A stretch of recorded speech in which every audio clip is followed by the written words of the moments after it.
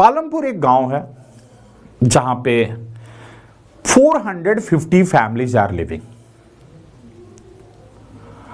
And that village is well connected with the surrounding village and surrounding cities.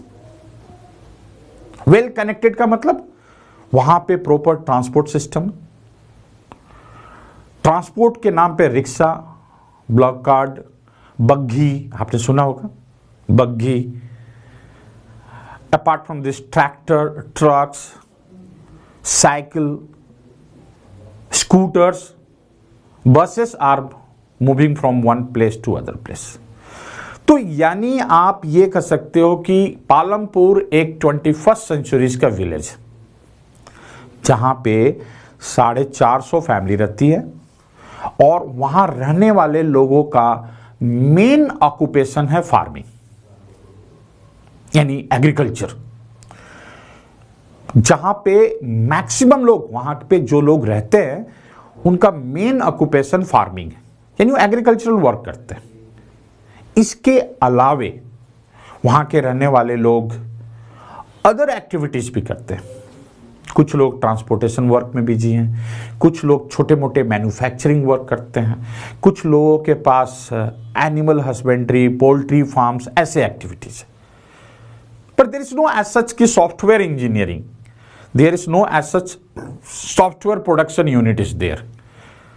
कोई वहां पे big और giant industries नहीं है, छोटे मोटे कामों में ज्यादा से ज्यादा लोग खेती करते हैं और कुछ लोग ट्रांसपोर्टेशन का काम करते हैं, कुछ लोग का काम छोटी मोटी इंडस्ट्री चलाना है, छोटी मोटी फैक्ट्री चलाना है, कुछ लोगों का काम है पोल्ट्री फार्म मैनेज करना, कुछ लोग एनिमल हस्बेंड्री करते हैं, कैटल फार्मिंग करते हैं, फिशिंग करते हैं। It's a well organized village and that village the production is going on. वहां के लोग क्यों प्रोड्यूस कर रहे हैं? Because they want income. क्योंकि सरवाइव करने के लिए आपके पास इनकम होनी चाहिए। Without income we can not survive. तो students, this chapter wants to explain the basic concepts of production, productive resources and the inputs used in production। यानी इस चैप्टर को अगर हम ध्यान से देखें तो इस चैप्टर में हमें 3 चीज पढ़ना है। जैसे मैंने आपको बताया कि इकोनॉमिक बिहेवियर किसी ह्यूमन बीइंग में होता है, उसी तरह कोई एक कंट्री के पास भी बहुत सारे इकोनॉमिक बिहेवियर होता है। दुनिया की इतनी सारी कंट्रीज देखो, they all are busy in production of goods and services. And why is America more developed than India? क्योंकि अमेरिका में प्रोडक्शन ज्यादा होता है। Why we are more developed than Nepal and Bangladesh? क्योंकि इंडिया में प्रोडक्शन नेपाल और बांग्लादेश से ज्यादा होता है। तो स्टूडेंट्स, प्रोडक्शन एक हमारी इकोनॉमिक एक्टिविटीज है, एक बेसिक एक्टिविटीज है जिसे ह्यूमन बीइंग भी जनरेट करता है, जिसे ह्यूमन बीइंग भी ऑपरेट करता है और कंट्री लेवल पे भी प्रोड्यूस किया जाता है और विलेज लेवल पे भी प्रोड्यूस किया जाता है।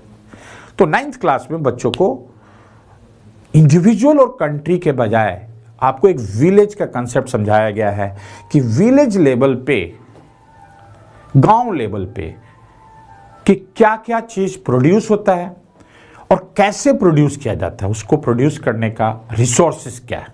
ओके, तो आज हम पढ़ेंगे कि what are the outputs produced in that village Palampur, कौन कौन सा आउटपुट प्रोड्यूस हो रहा है, and what are the resources. Resources का मतलब, resources means the things which can be further used for production. कोई भी चीज जो रीयूज्ड हो सकता है, कोई भी चीज जिसको हम अपने डेवलपमेंट के लिए यूज कर सकते हैं, किसी भी चीज को हम यूज कर फिर से प्रोड्यूस कर सकते हैं, सारे रिसोर्सेस होते हैं। My knowledge is my resources. मैं अपने नॉलेज से पैसे जनरेट करता हूं, रिसोर्सेस। आपके पेरेंट्स के पास फैक्ट्री है और उस फैक्ट्री में टॉयज प्रोड्यूस होता है, तो आपके पेरेंट्स के लिए उस फैक्ट्री का जो मशीन है वो रिसोर्सेस। आप में से किसी स्टूडेंट्स के पेरेंट्स के पास 2 बीघा जमीन है या 2 एकड़ जमीन है, तो आपके पेरेंट्स उस 2 एकड़ जमीन को यूज कर आउटपुट प्रोड्यूस करते हैं, तो उनके लिए वो रिसोर्सेस है। तो resources, there is no absolute word की रिसोर्सेस दी कि यही चीज रिसोर्सेस होगा। कोई भी चीज जो आपके प्रोडक्टिव फोर्सेस में हेल्पफुल होता है, कोई भी चीज जिसके थ्रू आप आउटपुट प्रोड्यूस कर सकते हो, किसी भी चीज को आप रीयूज कर सकते हो इनकम अर्न करने के लिए, सारे रिसोर्सेस होते हैं। So students, there are 2 types of resources, natural resources and man-made resources. So natural resources का मतलब होता है the things which are given by nature at free of cost. अब आप ये सोचते हो कि सर जब वो फ्री ऑफ कॉस्ट पे है तो हम उसको कैसे यूज करें? Best example I am giving you, this might not be given in your book. Solar energy, sun rays को हम यूज करते हैं और अपने सोलर पैनल के थ्रू इलेक्ट्रिसिटी प्रोड्यूस करते हैं। तो जो कंपनी सोलर पैनल बनाती है या जो इंडस्ट्री सोलर पैनल के थ्रू इलेक्ट्रिसिटी जनरेट करती है, उसके लिए सन रेज क्या है? रिसोर्सेस है, नेचुरल रिसोर्सेस है। सिमिलरली आपने देखा होगा कि जियोग्राफिकली हमारे कंट्रीज के कई ऐसे स्टेट्स हैं जो नदियों के किनारे हैं, कई ऐसे स्टेट्स हैं जो समुद्र के किनारे बसे हुए हैं। अब उन्हें भी पैसे अर्न करना है, उन्हें भी पैसे चाहिए। वहां फैक्ट्री नहीं है पर पैसे तो चाहिए, वहां के लोगों को भी लाइफ सर्वाइव करने के लिए इनकम तो चाहिए। अब वो इनकम कहां से आएगा उनको? तो they are doing the activities of fishing. अब मछली पकड़ते हैं और वैसे जगह बेचते हैं जहां पे फिश का सप्लाई नहीं है, वैसे जगह सप्लाई करते हैं, वैसे जगह बेचते हैं जहां फिश की डिमांड ज्यादा है और शॉर्टेज है, सप्लाई कम है। तो do you think the fishes are made by the human being? क्या इन मछलियों को हमने बनाया है? नहीं, natural things.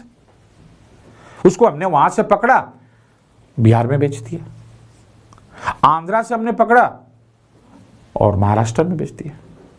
The fishing activities. तो उनके लिए that river is the resources, उनके लिए that sea bank is the resources. Similarly in that village Palampur there is no big industries like Tata, there is no big industries like software industry. Their maximum people are depending on where? Agriculture sector. ज्यादा से ज्यादा लोग वहां क्या कर रहे हैं? खेती कर रहे हैं। तो जो लोग खेती कर रहे हैं उसमें उनके लिए that agriculture land is the resources, and that agriculture lands are given by the God. So that means these are natural resources. But apart from natural resources, there are many man-made resources, like machines, man-made resources, technology, man-made resources, our knowledge is the man-made resources. जब तक knowledge है पढ़ाते रहो, पैसे कमाते रहो। तो students, resources natural भी होता है और मैन-मेड भी होते हैं, और इसलिए रिसोर्सेस को हम यूज कर आउटपुट प्रोड्यूस करते हैं। तो स्टूडेंट्स, जो मैंने आपको पढ़ाया कि पालमपुर एक इमेजिनरी विलेज, जो आपको इमेजिन करना है, सोचना है, जिस विलेज में 450 फैमिलीज रहती है, जिस विलेज का 80 families out of 450 families, 80 families are rich. They have their own land. 1/3 families, मतलब 450 का 1/3 क्या होगा? 150. 150 families are scheduled caste, scheduled tribes, very poor. So where are they living? They are living outskirts of the village. वो village के बाहर रहते हैं। उनके मीन्स ऑफ प्रोडक्शन कुछ और है, उनके जीने का साधन कुछ और है, और उसी तरह कुछ ऐसी फैमिलीज है, कुछ ऐसे लोग हैं जिनके पास लैंड नहीं है but they are very good labour. कोई जमीन नहीं है उनके पास बट अच्छे लेबर है। तो वो क्या कर रहे हैं?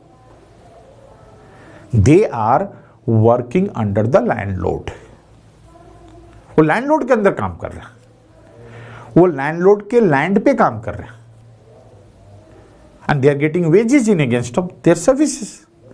तो उस लैंडलॉर्ड के लिए भी लैंड रिसोर्सेस है और उस लैंडलेस फार्मर्स के लिए भी लैंड रिसोर्सेस, क्योंकि दोनों के दोनों लैंडलॉर्ड और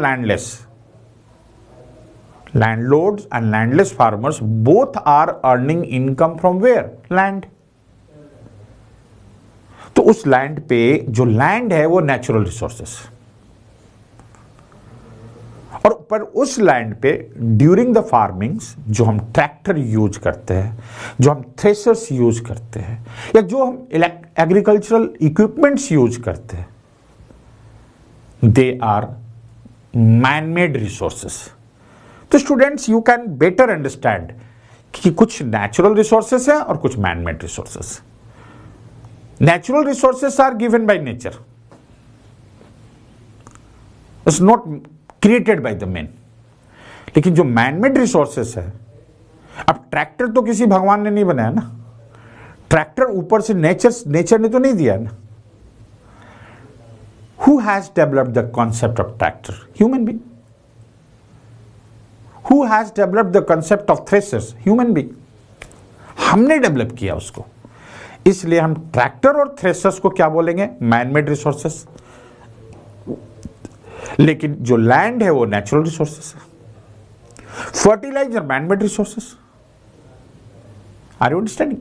सो these resources, natural and man-made resources, दोनों को हम एक साथ यूज कर आउटपुट को प्रोड्यूस करते हैं। तो स्टूडेंट्स आपको यह समझना है कि जो आउटपुट हम प्रोड्यूस करते हैं दैट इज कॉल्ड प्रोडक्ट।